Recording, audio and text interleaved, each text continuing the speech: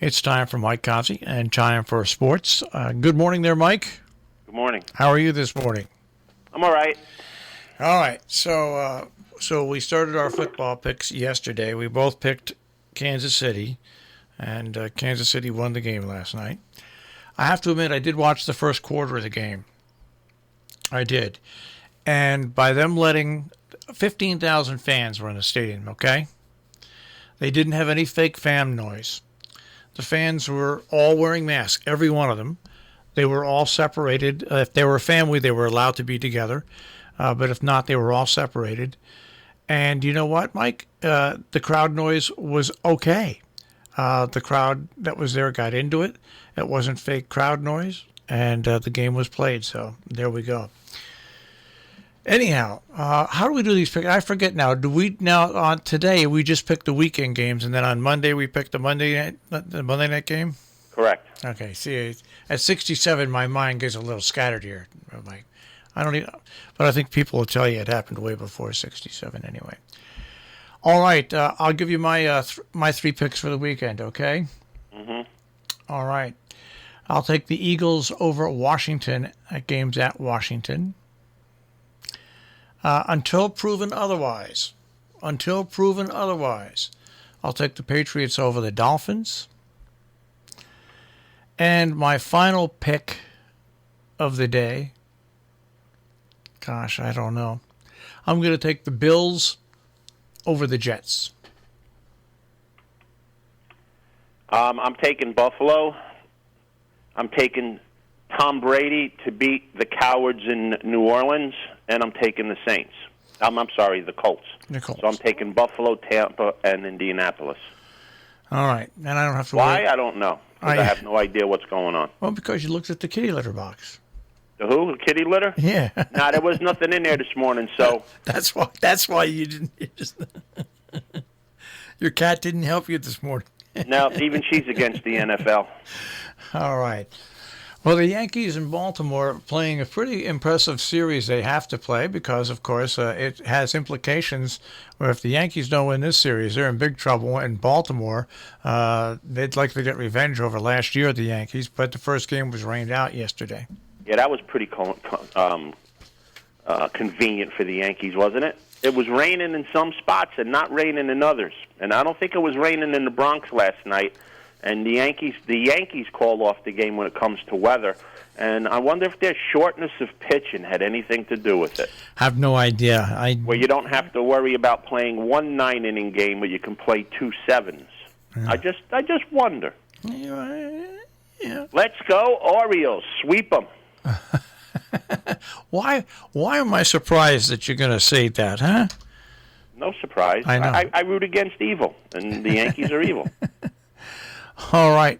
Some of the games from yesterday again were slugfest. The Cardinals over the Tigers, 12-2.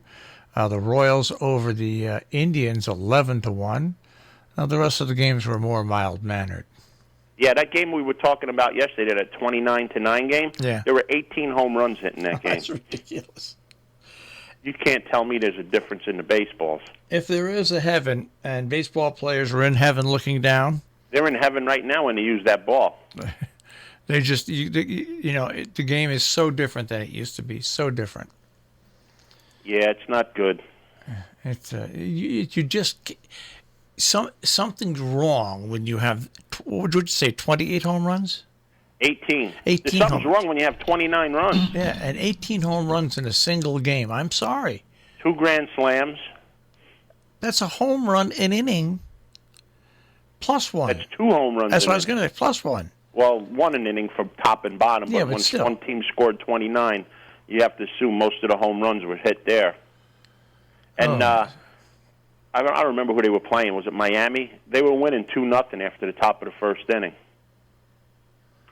That's pretty crazy. It's just nuts. It's just nuts. Yeah, I was looking at the schedules for the American League Central. That's going to be some dogfight because they play each other. They all play a patsy, but they all play some pretty good teams as well.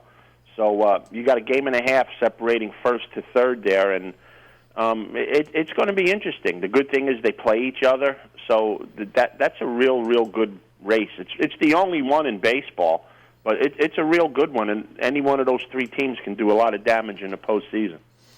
All right. What else do we have to talk about in sports? Dallas beat Vancouver last night, so they're up 2-1. That was a surprise. Vancouver. Did I say Vancouver? I meant to say Vegas.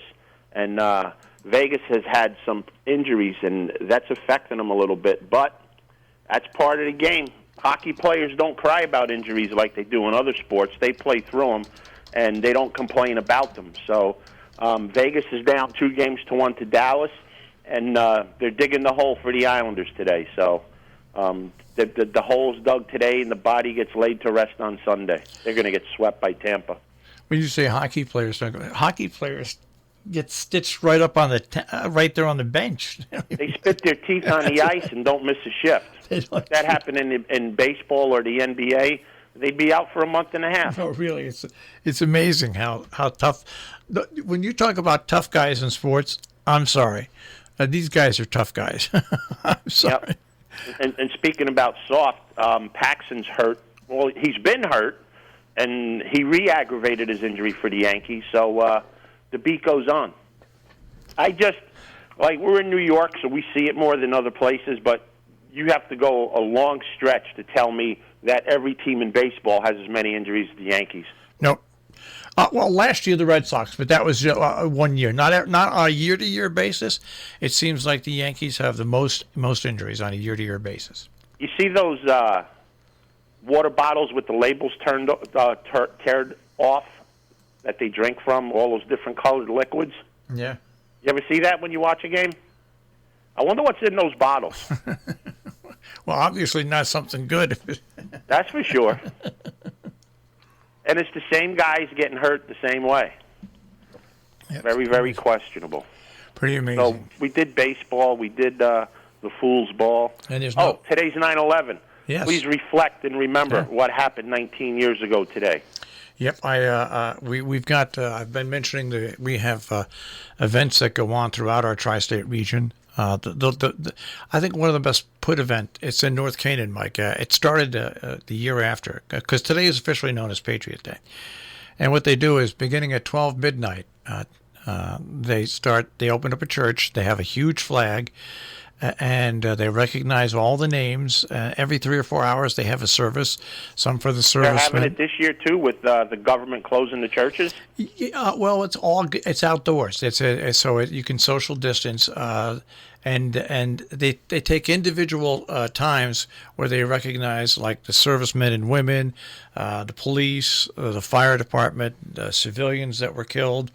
It's just you stop by for a minute, 2 minutes, 3 minutes, stay as long as you want. And they have a huge American flag that flies. I mean, huge, it's very, very, very well done. As they say, no speeches, nothing to buy, nothing. Just come and you have. Well, I'm glad they're doing it there because it seems the big cities don't allow remembrances. They allow destruction and burning and protests every day. But you can't remember. That's pretty good by these big cities. I mean, New York, they wanted to cancel the lights. How would the lights hurt anything? They scaled down the remembrances at 9/11 at Ground Zero. But I guess if I want to walk protesting something, that's fine. Very interesting what's happening around here. Mm-hmm. We got some races this weekend. All right. Well, let's head off to the races. Kentucky Downs, 7th and 8th race tomorrow.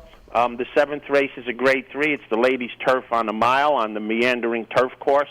2 horses I'm looking at. One is down on the inside, Mitchell Road. This horse has run over Kentucky Downs last September in this same race, ran second by a length and a half, has some speed, and the speeds of the speeds are holding on in the numbers at Kentucky Downs, but it's been predominantly closers. So we're going to go with the speed of the speed in here to make our exacta with the 1 Mitchell Road, but the horse that I think takes it all down is the 8-horse Secret Message, trained by Graham Motion, granddaughter of Sunday Silence.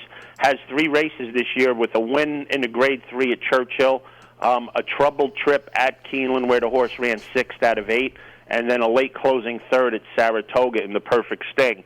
So this horse has the perfect running style for this race. A 4-1 morning line's not too bad. The favorite is another speed horse by Chad Brown. Too many speeds horse, they don't stay around. So we're going with an 8-1, 1-8 exacta in the 7th with the 8 horse to win. And then sliding over into the 8th race, this is the Lady Sprint going 6.5 furlongs on the same turf course. If you don't know what this looks like a very weird horseshoe, this track. So it's like none others in the country. If you can get to tune in and watch, it's very interesting to even watch the way that the stretch, you think the race is over and they got another eighth of a mile to run. Big fields, as I said, always. There's 12 carded to go in here with 3 AEs, so you'll definitely have 12 horses running in here. 2 horses I'm looking at. 1 horse that's going to sit close to the pace and close is going to be the 7 horse Kariba, trained by Christopher Clement. This horse has come off a win going 5.5 furlongs at Saratoga, and prior to that, a 6 furlong win at Belmont. So this horse is coming in off a 2-race winning streak. Should sit like 4th or 5th and make a move coming off the turn, which is the way to do it in Kentucky Downs, unless you're a real late runner and you can come down that stretch.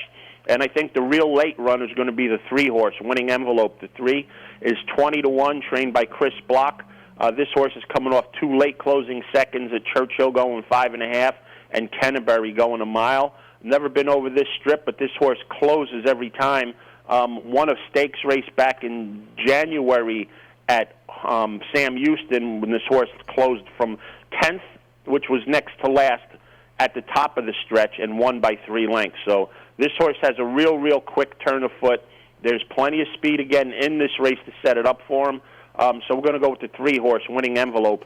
And the horse that I put up on our website yesterday, I needed for some big cash because the race before I had a 10-1 shot that one. I was tossed about which one to put on our website, and once you know, I put the wrong one up, and it still cost me money. If our 11 horse won yesterday, Bama Breeze, I might be taking today off from school. But you're not. But I'm not. I had a big $10 double. I had pick 3s, pick 4s. Yeah, I would have been heavy into the 4 figures if the horse would have ran. Oh, well. Such is the life of a horse player. I was going to say, the joys. Mike, have a good weekend. We'll speak to you on Monday. You too, guys. Have a great weekend. Take care. Mike Cozzi with a check on sports this morning here on The Breakfast Club on Robin Hood Radio.